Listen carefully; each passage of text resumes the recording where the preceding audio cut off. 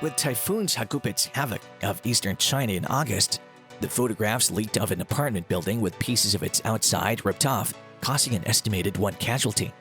After surviving a direct hit from Tropical Storm Hagupit in August, the cyclone grew stronger, became a full-fledged hurricane heading straight for eastern China.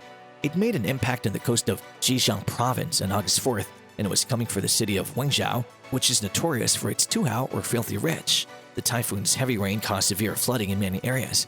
According to mainstream media, around 830,000 houses in Wenzhou had electricity cuts and massive damage.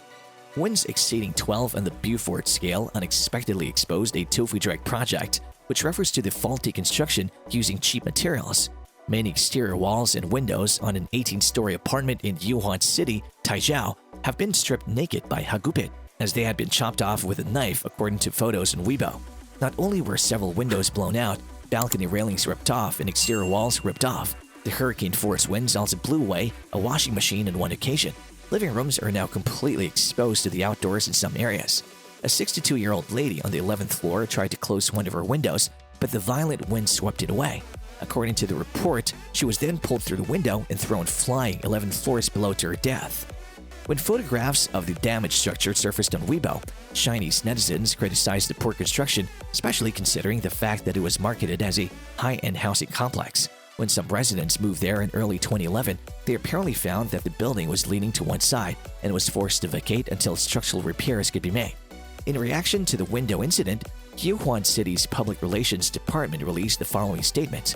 The wind is much stronger this year than in prior years, which may have caused damage to the residences. The deadly fall occurred as a result of the residents' failure to be cautious when shutting a window. In response to whether these are issues with the apartment's quality, the government agency responded that it's advisable to consult with the relevant ministries. In the 1990s and early 2000s, Zhu Rongji, Premier of the People's Republic of China or PRC, used the phrase Tofu Dreg Project. During a visit to Zhejiang City in Zhejiang Province in 1998, he used the term to criticize a poorly built dam. Since then, China has used the phrase to describe any poorly constructed building or infrastructure.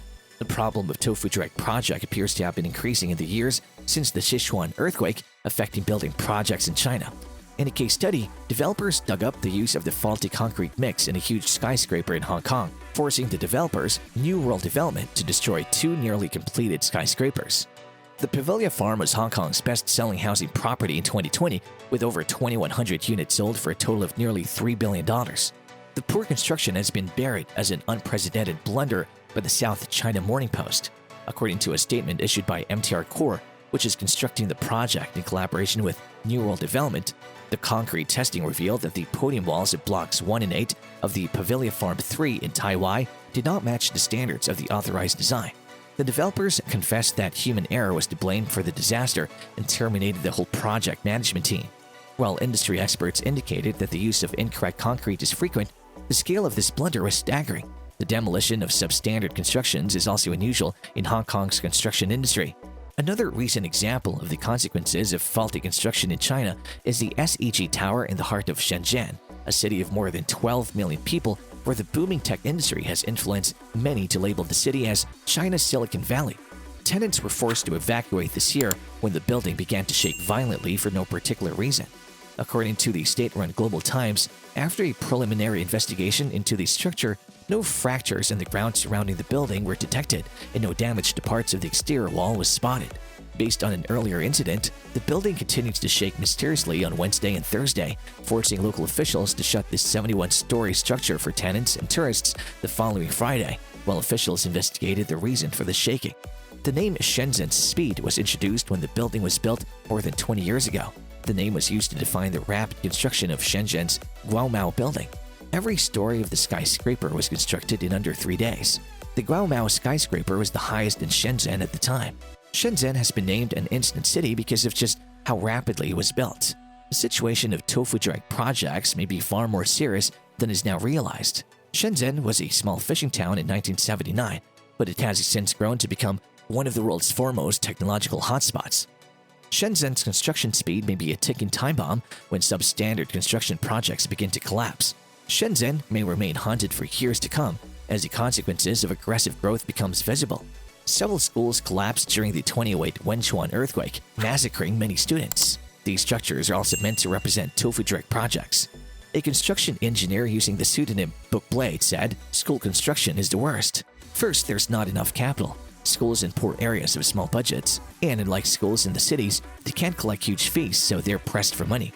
With construction, add in exploitation by government officials, education officials, school managers, etc., and you can imagine what's left over for the actual building of schools. When earthquake prevention standards are raised, government departments, major businesses, etc. will all appraise and reinforce their buildings. But these schools with their 70s-era buildings, no one pays attention to them. Because of this, the older school buildings are suffering from inadequate protection, while the new buildings have been shoddily constructed." However, the issue provides a striking case study of central-local connections, as many of these problems occur remotely. There are now simply too many counter-incentives for rapid construction, mostly at the municipal level for effective central action. Officials are rewarded for growth, and big infrastructure projects are given the status of local governments. Unfortunately, resulting disasters, such as those we've described, are unlikely to bring the political will to clean up and avoid so many of these future incidents. In the end, apart from the danger to human life, Tofu projects cause government credibility problems, eroding citizens' belief in government reliability in the creation of secure infrastructure.